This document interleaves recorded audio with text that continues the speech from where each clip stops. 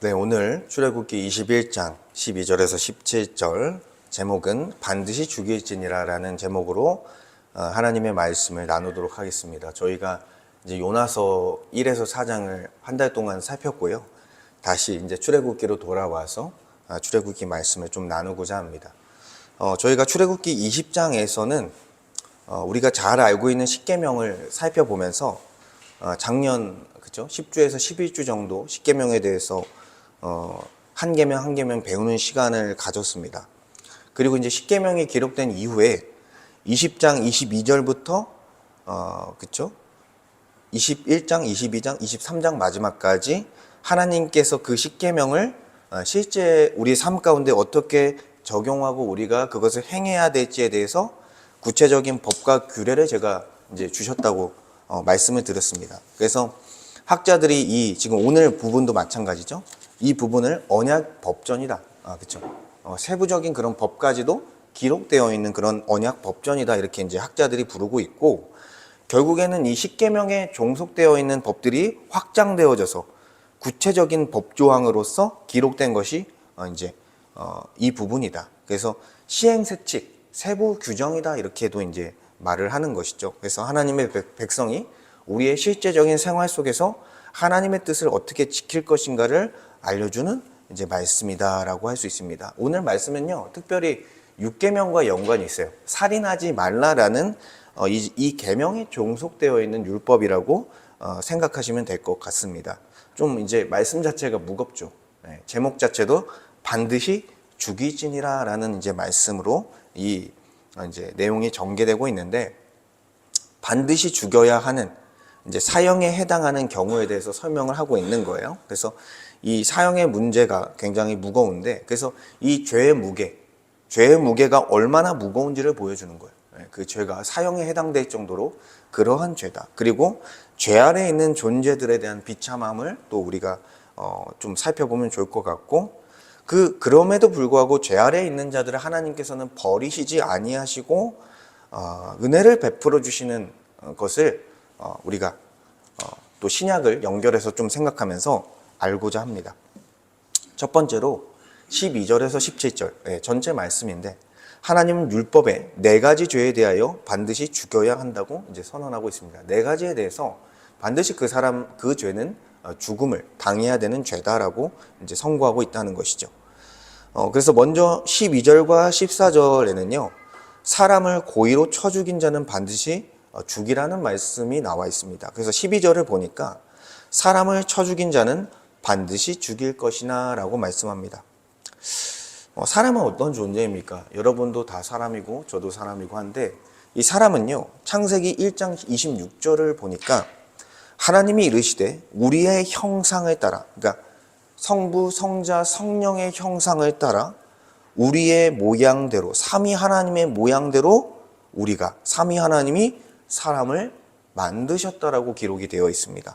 그러니까 많은 피조세계의 피조물들이 있죠. 사람뿐만 아니라 그렇죠. 동물들도 있고 식물들도 있고 해와 달과 별들도 있고 바다와 육지도 있습니다. 근데 그 모든 피조세계에서 인간만, 사람만 누구의 형상을 닮은 거예요? 하나님의 형상을 그런 형상으로 창조된 존재라는 거예요. 그러니까 인간만이 하나님의 형상으로 지음받은 존재로서 아주 특별하고 귀한 존재로 지음을 받았다는 것입니다. 그래서 하나님은 이 피조세계의 왕으로서, 그러니까 하나님 다음으로서 이 세상을 통치할 수 있는 존재를 사람으로 만드셨고, 이 사람은 그러한 대리 통치자로서의 역할을 감당하는 자가 됐다라는 거예요. 그래서 하나님의 통치를 받으면서 하나님과의 긴밀한 사귐을 가지면서 하나님이 주신 세상을 피조물의 왕으로서 다스리는 존재가 바로 사람이라는 존재이다라는 거죠. 그래서 지금 우리가 타락한 세상에 살아가지만 이 지구, 이 세상은 누구를 중심으로 돌아갑니까? 여전히 타락했음에도 불구하고 사람을 중심으로 이 세상은 돌아간다는 거예요. 그렇죠? 어떤 코끼리를 중심으로 돌아가지 않고요. 원숭이를 중심으로 돌아가지 않아요. 바로 하나님의 형상인 사람이라는 존재를 통해 이 세상은 돌아갑니다. 그만큼 존귀한 존재라는 거예요. 그래서 이렇게 하나님이 존귀한 존재로 만든 이 사람을 죽인다라는 것. 이 살인이라는 것은요, 단순히 하나님이 창조한 어떤 작은 피조물 하나를 없앤 것이 아니라 하나님의 형상을 공격한 죄라는 것. 하나님을 닮은 그 존재를 그렇죠, 제거한 거라는 것입니다. 그렇기 때문에 궁극적으로는 이것은 하나님에 대한 공격이요, 하나님에 대한 저항이라고 할 수 있는 거예요, 살인이라는 것은. 그래서 이 14절의 말씀을 이어서 보니까 사람이 그의 이웃을 고의로 죽였으면 너는 그를 내 제단에서라도 잡아내려 죽이지니라 라고 이렇게 말씀하고 있습니다. 그러니까 제단이라는 장소는 어떤 장소예요? 하나님 앞에 제사로 나아가는 장소였고, 자기의 죄를 그쵸, 사함받고 그쵸, 그 죄의 문제를 해결하기 위해서 그 제단이라는 곳에 나아갑니다, 일반적으로. 그러니까 이 사람은 고의로 사람을 죽여놓고 그 죄를 사함받기 위해 제단으로 도망가서 이제 종교 행위를 하고 있는 거예요. 그런데 그 사람을 끌어내려서 죽이라고 명령하고 있는 것입니다. 그러니까 고의로 사람을 죽인 죄는 어떤 종교 행위로도 덮을 수 없는 죄라는 것을 보여주고 있는 것입니다. 그래서 이거는 그저 형식적으로 하는 거죠. 그렇게 악행을 하고 나서 그렇죠, 하나님께 나아가 죄의 문제를 해결하려는 그런 이중적인 그런 모습인 거예요. 사실 하나님을 경외하고 하나님을 예배하는 자라면 그렇게 고의적으로 이렇게 행했으면 안 됐을 텐데, 사실 근데 이러한 안타까운 모습이 사실 우리 모습이에요. 뻔하게 알면서도 우리는 죄 짓고 하나님께 회개하고 하나님 제가 잘못했습니다, 다시 그러지 않겠습니다, 그러면서 또 다시 죄 짓는 게 사실 우리의 실상이죠. 근데 우리의 어떤 행위로 우리가 하나님 앞에 헌신하고 하나님 앞에 예배하는 행위로서는 우리의 죄의 문제를 사실 해결할 수 없는 것이죠. 우리의 어떠함으로는요. 그렇죠? 그리고 이제 15절과 17절에 사형에 해당하는 두 가지 죄에 대해서 설명하고 있습니다. 이거 두 가지 다 죄가 부모님에 대해서 이제 해당하는 죄예요. 그래서 먼저 12절을 보면 부모를 치는 것에 대해, 부모에게 폭행을 행하는 것에 대해서, 17절은 부모를 말로써 저주하는 것에 대해서 이것이 모두 사형에 해당하는 것이라고 하나님은 알려주고 있습니다. 15절부터 보면 자기 아버지나 어머니를 치는 자는 반드시 죽일지니라.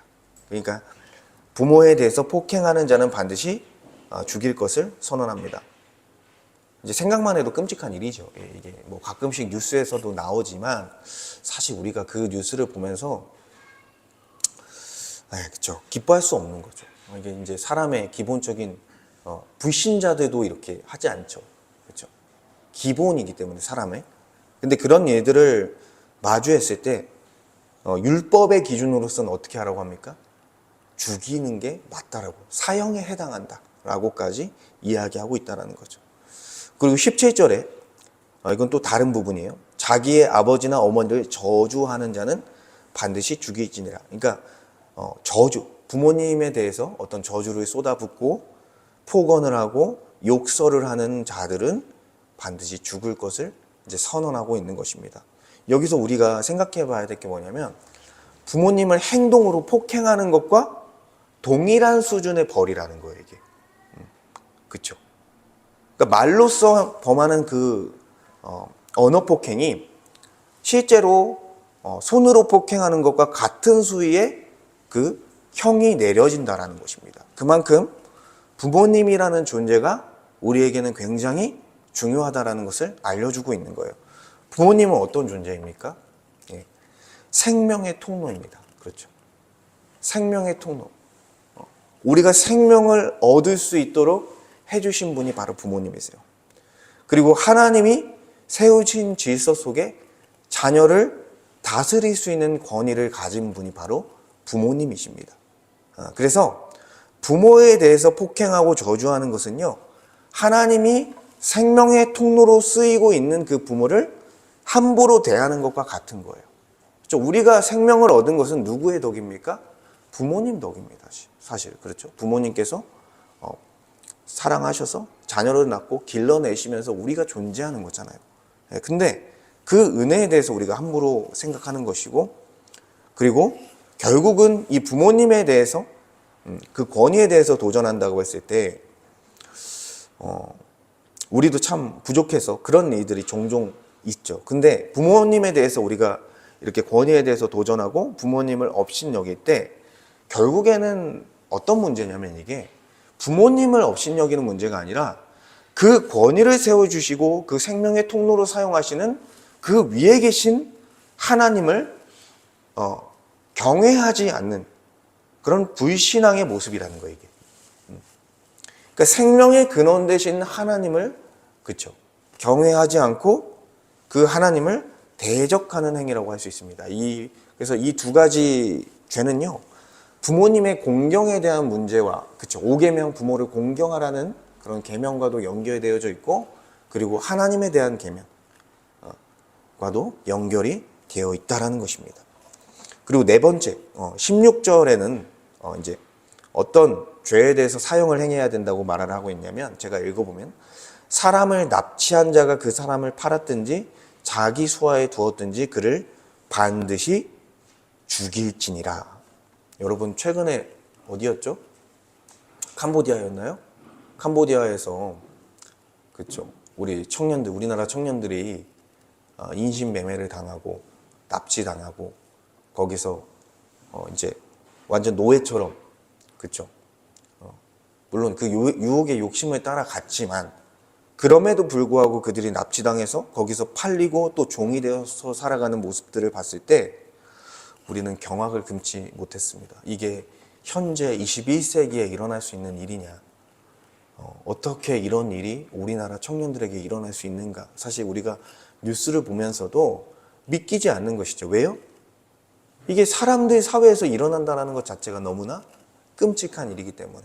근데 일어나고 있다는 게 안타까운 일이죠. 그 당시에 이스라엘 백성들이 살아가고 있는 그 당시의 문화 속에서도요, 종이 된다는 건 어떤 차원의 종이 되는 거예요? 그러니까 채무 관계 속에서 빚을 다 갚지 못했을 때 빚을 갚는 대신에 종이 되는 거예요. 그러니까 합법적인 거예요. 그게 어떻게 보면은 내가 돈을 다 갚지 못했기 때문에 내가 당신의 종이 되어져서, 그쵸, 그것도 기한이 있었잖아요. 6년이라는 기한 동안 내가 당신의 종이 돼서 살겠습니다. 다 못 갚더라도, 그쵸, 7년이 됐을 때는 하나님께서 풀어주는 그런 법을 주셨잖아요.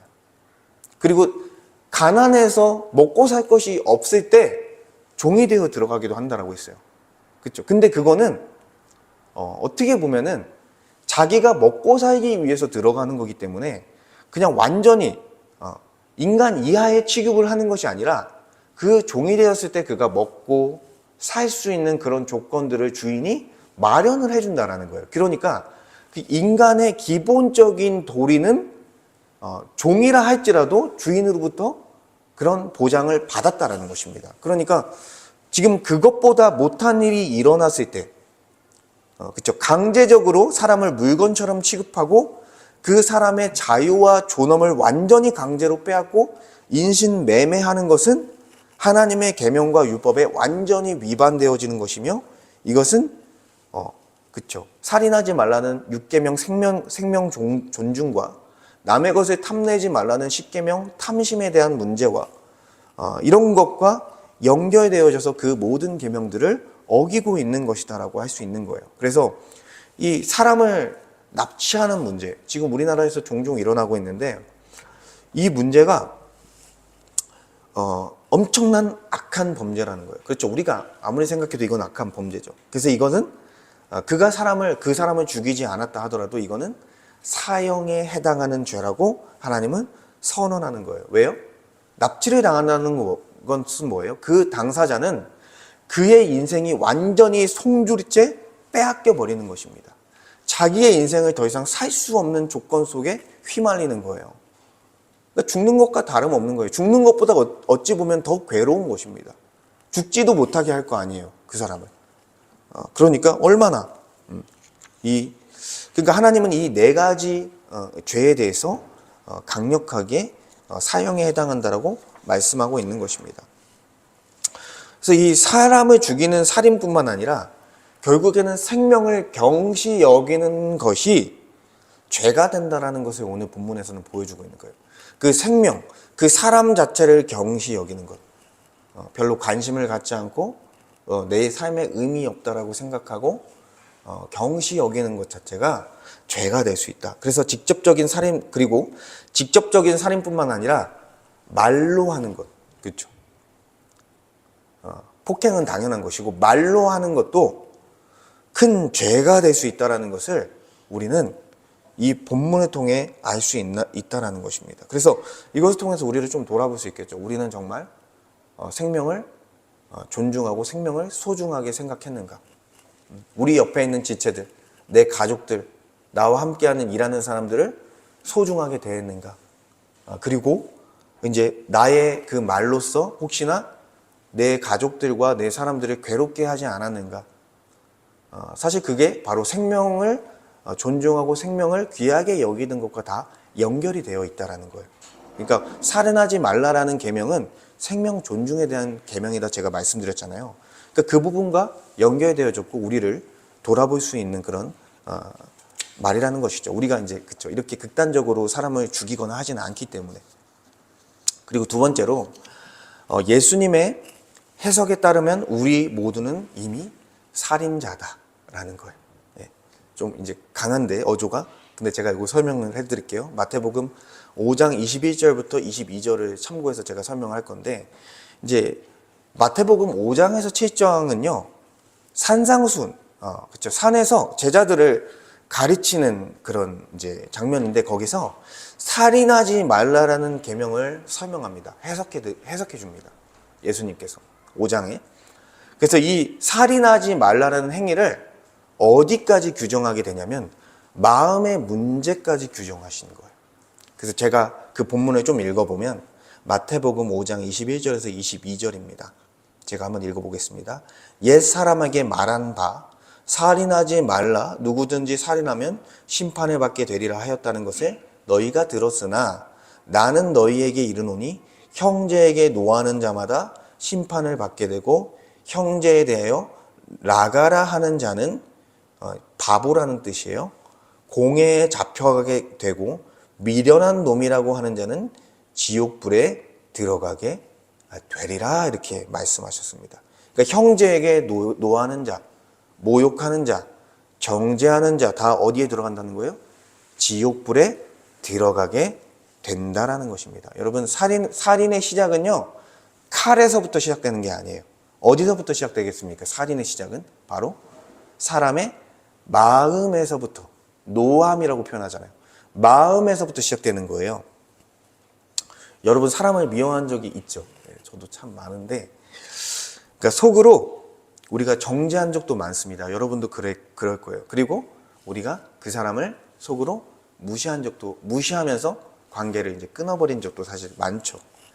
그래서 이렇게 하나님의 기준 앞에서 그 사람을 미워하고 이제 관계를 의도적으로 끊어내는 것이 바로 살인의 씨앗이라는 거예요. 그래서 하나님은 겉으로 드러나는 행위보다요 우리에게 어떤 교훈을 늘 주시냐면 마음의 의도와 동기에 대해서 계속 생각하게 하는 거예요. 너의 마음의 의도와 동기가 어떠냐, 이런 거에 대해서 계속 생각하게 하는 거예요. 그러니까 예수님의 말씀도 살인하지 말라라는, 그러니까 외적으로 드러나는 그 살인이 아니라 너의 마음에 미움을 품었냐, 노함을 품었냐, 왜 품었냐, 그것을. 이런 부분에 대해서 질문하고 우리의 의도와 동기를 계속 살피게 하는 것입니다. 그러므로 우리는요, 이 산상수훈의 해석에 따르면 마음의 문제, 우리가 다른 사람을 미워했다라고 한다면 그것이 바로 살인과 같은 것이기 때문에 우리는 우리는 살인하지 않았습니다. 성경의 기준으로 했을 때는 그렇게 말할 수 없다라는 거예요. 우리가 다른 사람에 대하여 미워하는 마음을 한 번이라도 품었다면, 근데 한 번이 아니죠. 한 번, 두 번, 뭐 수십 번, 수백 번이죠, 사실은. 이미 우리는 마음으로 수없이 그 사람들을 죽인 거예요. 그 사람을 미워했고, 분노했고, 시기했고, 비교했고, 또 정죄했고, 무시했고, 마음으로 수없이, 겉으로 드러나지 않아도 마음으로 수없이 찔렀습니다. 그리고 말로 수없이 베어버렸습니다. 그리고 태도로 수없이 그 사람들을 죽여버렸습니다.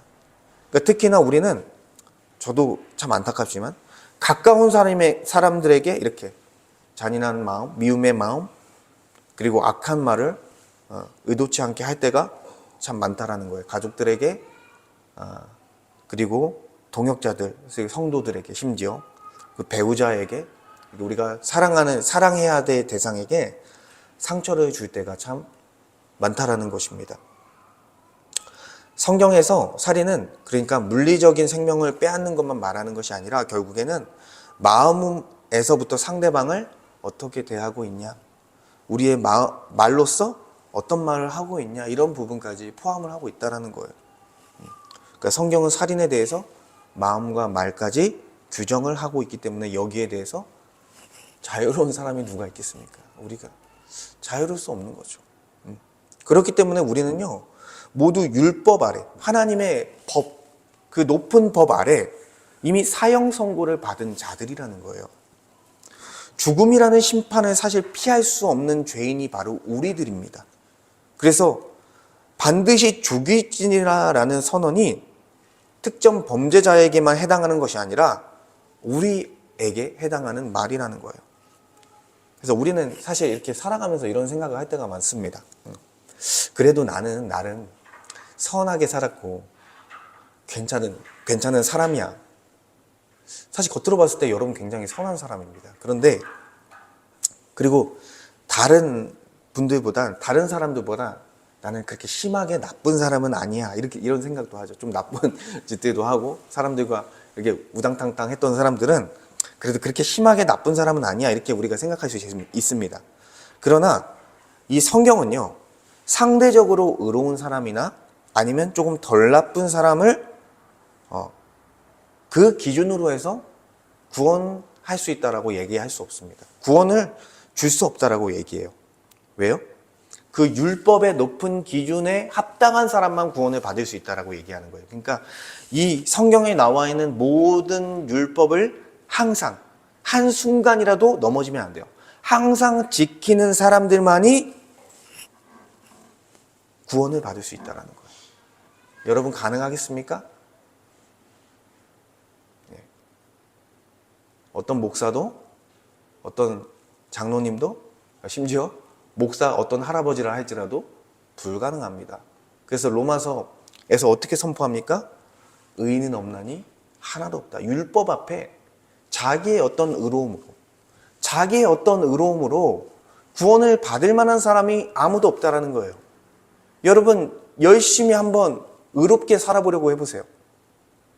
저도 그렇게 한번 살아봤습니다. 그런데 열심히 살아서 의롭게 보이는 듯 하지만 내가 또 죄를 짓는 모습이 드러나는 게 현실이고, 내가 또 넘어지는 모습을 보는 게 우리의 현실이에요. 그러니까 우리의 어떤 능력과 우리의 어떤 힘으로써 하나님이 요구하시는 그 의롭다 함에 이를 수 없다라는 거예요.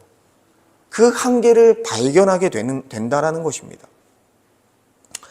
그래서 우리가 그렇게 우리의 힘으로는 의롭다 함을 받고 천국에 들어갈 만한 그런 의를 얻을 수 없다는 것을 발견할 때 누구를 찾게 되는 거예요? 나를 정말 구원해 주실 수 있는 그런 구원자를 찾게 되는 것입니다.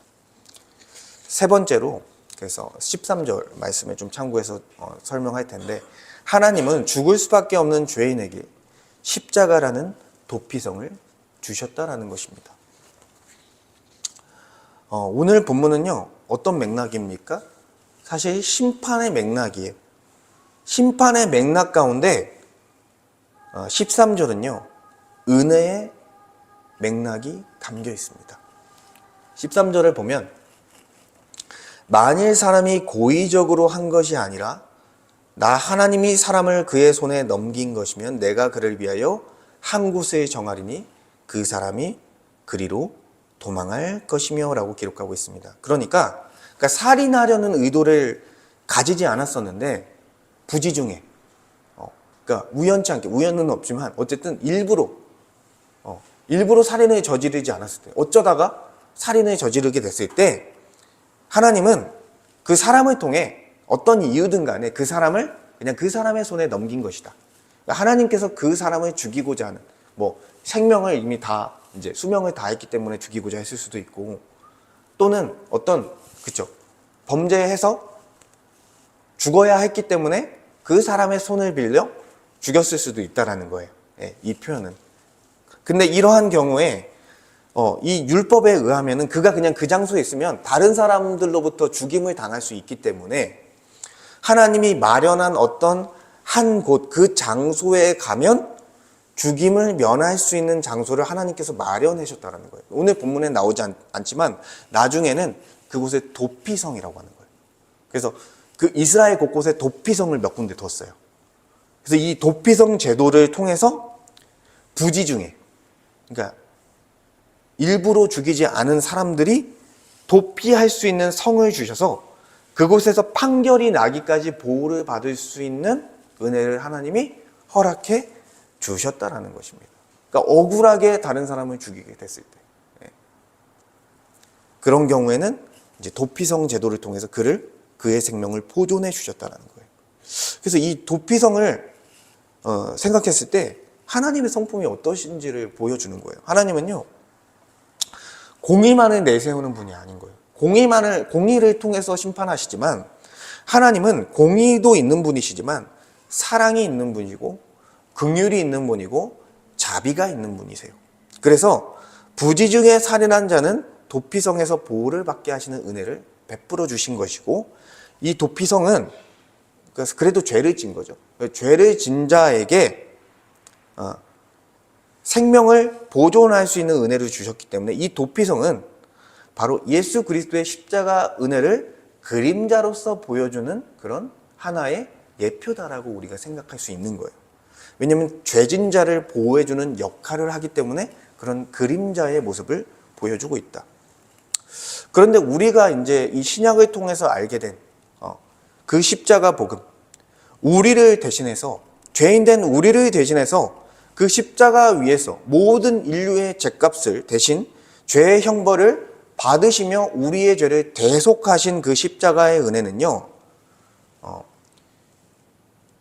고의로 범죄하지 않은 사람뿐만 아니라 고의적으로 범죄한 사람들까지도 품을 수 있는 더 큰 도피성이 되어 주셨다는 거예요. 우리가 의도적으로 죄를 지었다 할지라도, 그렇죠, 그것조차도 하나님께서는 탕감해 주실 수 있는 은혜를 십자가 은혜를 통해 주셨다라는 것입니다. 그러니까 우리의 모든 죄악에 대해서 그것을 대속해 주실 수 있는 은혜를 우리에게 베풀어 주셨다라는 거예요. 그래서 십자가는 사형 선고받은 죄인들, 우리 같은 죄인들의 유일한 피난처가 되는 것입니다. 그래서 생각해 보면 예수님께서 죽으실 때 어떻게 했습니까? 2명의 죄수가 옆에 있었어요. 근데 그 사람들은 그 사회의 법에 따르면 너무나 큰 악행을 저질렀던 사람들이었어요. 그렇죠? 고의로도 어떤 사람을 죽였을 것이고 고의로도 뭐 강간하고 도둑질하고 막 그랬을 거예요. 근데 그 사람 중에 한 명이 예수 그리스도를 보면서 예수님을 주와 그리스도로 죽기 전에 받아들이는 장면이 있었어요. 그랬을 때 어떻게 예수님께서 말씀하셨습니까? 너는 낙원에 있을 것이다. 그러니까 구원을 받았다라고 선언합니다. 그렇다는 것은 예수 그리스도의 십자가 죽음이라는 것은 우리의 모든 죄에 대해서 대속해 주시고 우리를 구원해 주실 수 있는 그런 능력의 그런 은혜다. 그러한 우리의 도피성이다라고 할 수 있는 것입니다. 그래서 우리가 뭐 신앙생활을 하든 안 하든 간에 우리가 도덕적인 그런 양심이 있기 때문에 우리가 이런 여러분이 이런 생각을 할 수 있을 것 같아요. 나는 너무 멀리 와버렸다. 뭐 이제 불신자들한테 전도할 때 그런 얘기를 하는 분들이 있었을 것 같아요. 나는 너무 멀리 와버려서 사실 교회 가기가 좀 어려울 것 같아. 나는 이미 늦었고 하나님께 돌아갈 수 없을 만큼 나는 너무나 세속적이고 타락했고 그냥 이 속에 살아가는 게 나는 맞는 것 같아. 이제 이렇게 말하는 사람도 있다라는 거예요. 그런데 우리가 예수님을 영접한 죄수를 봤을 때 우리가 죽기 전까지는 계속 은혜의 길이 열려 있다라는 것을 우리는 알 수 있는 거예요. 그렇죠? 우리가 죽기 전까지 우리가 돌이키기만 한다면, 예수 그리스도를 나의 주와 그리스도로 받아들이기만 한다면 우리가 하나님의 백성이요 하나님의 자녀가 될 수 있는 길이 열려 있다라는 것을 성경은 우리에게 증언하고 있는 것입니다. 그렇기 때문에 우리가 우리의 죄 아래 살아가면서 비참함을 깨닫고, 비참하다, 참 우리의 죄의 지배를 받으면서 하나님이 없이 사는 것이 이렇게 비참하구나 깨닫는 사람은 결국 우리는 그리스도께 나아가게 되는데, 우리 또한 우리의 죄인됨을 보며 매일같이 그리스도께 나아갈 필요성이 있다라는 것입니다.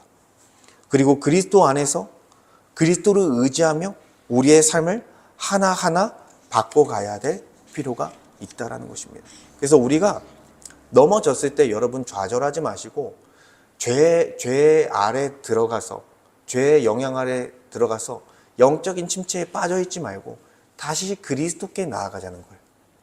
다시 그리스도께, 나의 이러한 영적으로 무너진 상태와 죄인된 모습과는 상관없이 나를 받아주실 수 있는 그리스도께, 우리의 하나님과 우리 사이의 중보자가 되어주신 그리스도께 나아가서 그분께 말씀을 의지하며 기도하고 그분께 우리의 삶을 의탁드릴 때 그분은 우리를 받아주시고 우리를 다시 인도해 주시는 역사, 우리를 구원해 주실 뿐만 아니라 우리를 인도해 주시는 역사 가운데, 그리고 완성된 하나님 나라에 들어가는 길로 우리를 견인하는 역사가 우리 삶에 펼쳐진다라는 것입니다. 사랑하는 성도 여러분, 오늘 본문에서 사실 무거운 말씀이 반복됐습니다. 반드시 죽이지니라. 이 선언은 단지 어떤 옛 이스라엘의 형벌 규정이 아니라 예수님의 해석 아래 본다면 이 말씀은 우리를 향한, 모든 인류를 향한 선언이라는 거예요. 너희들은 율법 앞에 다 죄인이다라는 선언입니다.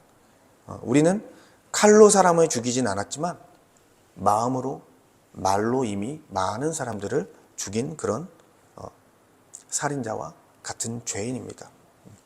그래서 우리가 율법 앞에 섰을 때 사형 선고를 받을 수밖에 없는, 그 사형 선고를 피할 수 없는 그런 존재인데, 그러나 하나님께서 이런 죄인들을 그대로 내버려 두시지 아니하시고 우리를 위한 큰 도피성을 마련해 주셨으니 그것이 바로 우리 주 예수 그리스도의 십자가의 은혜라는 것입니다. 그냥 이 성경에 나와 있는, 이 구약 속에 나와 있는 도피성은 잠시 보호해 주는 기능을 하지만 이 십자가는요, 영원히 우리의 생명을 보존하고 영생할 수 있는 구원으로 이끌어주는 큰 도피성이 되어주셨다는 것입니다. 그리고 도피성은 그냥 판결을 밀어주는 역할을 하지만 십자가는 우리의 형벌을 대속하며 우리의 죄의 모든 형벌을 탕감해주는 역할을 해준다라는 것입니다. 그리고 우리를 그 사형 선고에서 완전히 벗어나 이제는 그리스도의 의로운 옷을 덧입어 너는 나의 자녀요, 너는 나의 백성이라고 하나님은 선언해 주신 것이죠. 그래서 우리도요, 이 도피성을 아는 것으로 끝나지 않죠. 이 사람들도 살인을 저지르고 도피성을 아는 것으로 끝나지 않고 그 도피성에 들어가서, 그렇죠, 생명을 보존한 것처럼 우리도 구원을 받고 영생을 누리려면 그 십자가를 우리가 지식적으로만 아는 것으로 끝나는 것이 아니라 정말 예수 그리스도가 나의 주와 그리스도, 주님과 그리고 구원자가 되었다는 것을 지식적으로 우리가 이해하고, 그리고 감정적으로 동의하며, 그리고 의지적으로 우리가 신뢰할 때, 붙들 때요. 그래서 지식, 동의, 신뢰라는 이 3요소가 있는 게 믿음이라는 거예요. 믿음이라는 게 그냥 내가 지식으로 알고 있습니다, 믿습니다, 그것도 아니고 감정이 동요돼서 내가 지금 뭔가 감동을 받아서 그냥 예수님을 믿습니다 그런 고백이 아니고, 내가 의지적으로 예수님을 나의 주와 그리스도로만 받아들이겠습니다 이렇게 하는 의지적으로만 돼 있는 것이 아니라 지식과 동의와 신뢰가 한 번에 작동되어지면서 그분이 정말 나의 주와 그리스도라는 것을 전인적으로 받아들이게 될 때 그것이 바로 우리가 예수님을 믿게 됐다. 우리가 예수님을 영접하게 됐다. 그것으로 말미암아 우리가 하나님의 백성이요 하나님의 자녀가 되었다라고 말하는 거예요. 그래서 이것이 결정적인 회심이다. 그래서 여러분에게는 이미 결정적인 회심이 일어난 분도 있을 것이고 일어나지 않은 분들도 있겠지만 그 결정적인 회심의 시작은 무엇입니까? 나의 죄인됨을 발견하고 다시 그 비참함 속에 그리스도를 바라보는 거예요. 이 성경에 나와 있는 예수 그리스도를 알아가는 거예요. 예수 그리스도를 보게 되는 거예요. 이 말씀 선포의 시간, 성경 공부의 시간, 그리고 내가 말씀을 읽으면서 그 예수 그리스도, 나의 유일한 구원자를, 나의 인생을 이끌어갈 유일한 주님이신 그 예수님께 나아감으로써 그 믿음은 시작되어지는 것입니다. 그래서 여러분도 우리의 주와 그리스도 대신, 우리의 큰 도피성 대신 예수 그리스도께 우리가 매일같이 나아가는 그 은혜, 그 십자가의 은혜를 붙들고 나아가기를 원합니다. 그래서 오늘 말씀을 생각하면서 좀 몇 가지 기도하기를 원하는데요.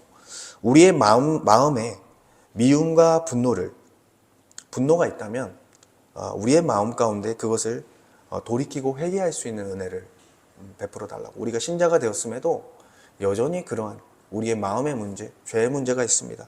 결국 마음의 문제, 그런 부분을 해결해 달라고 이제 기도하기 원하고요. 그리고 죽을 수밖에 없는 우리에게 이러한 십자가 은혜를 주신 하나님, 큰 도피성을 주신 하나님께 감사하고, 또한 우리가 그리스도 안에서 하나님의 형상을 닮아가는 은혜가 있기를 함께 말씀을 가지고 잠깐 기도하도록 하겠습니다.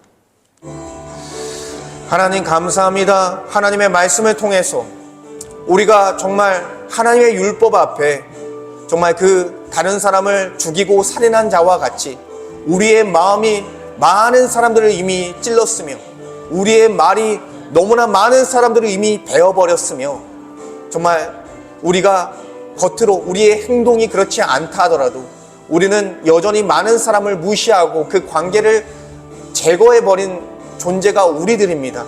율법 앞에 이미 살인한 자들이 우리입니다.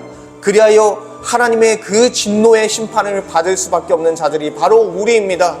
그리고 죄와 사망의 지배 아래 비참하게 살다가 정말 그 괴로움 속에 불안에 떨며 번민하며 고통스럽게 살아갔던 자들이 우리입니다. 그 죄 아래 살아갔던 고통을 보게 하여 주시옵소서. 그 비참함을 보게 하시고 나의 인생을 유일하게 구원할 수 있는 우리 주 예수 그리스도를 바라보게 하여 주시옵소서. 나의 구원자요 나의 주님 되신 예수 그리스도를 바라보며 그분이 나의 인생을 다시 새롭게 하며 이제는 하나님의 자녀요 하나님의 백성으로서 나를 변화시켜 이제는 그분이 나의 인생을 이끌어가는 나의 욕심과 나의 기준이 아니라 하나님이 나의 기준이 되어져서 하나님의 말씀이 나의 기준이 되어져서 살아가는 역사가 일어나는 경험을 하길 원합니다. 그러한 주님 은혜의 역사가 우리의 삶 가운데 펼쳐지길 원합니다. 하나님 만나 주시옵소서.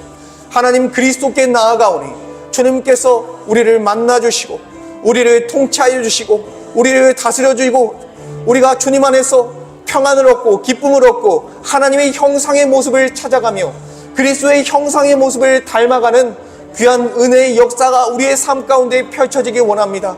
우리가 우리의 문제를 발견하고 큰 도피성인 예수 그리스도께 나아가기 원합니다. 큰 도피성 대신 예수 그리스도께 나아가 우리의 삶을 의탁드리기 원합니다.